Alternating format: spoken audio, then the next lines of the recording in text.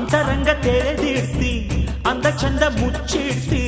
ಎಷ್ಟು ಸಾರಿ ಇಣುಕಲಮ್ಮ ಅಂದದ ಮನೆಯ ಕಿಟಕಿಗೆ ಎಷ್ಟು ದಿನ ಕಾಯಲಮ್ಮ ಪೂರ್ಣ ಪುತ್ಥಳಿ ಪೌರ್ಣಮಿಗೆ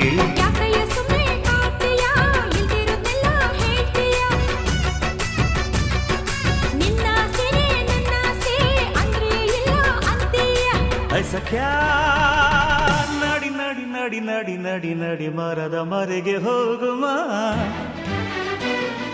ಏನೇ ಇದು ನೋಡ್ದಲ್ಲೆಲ್ಲ ಶಾಕು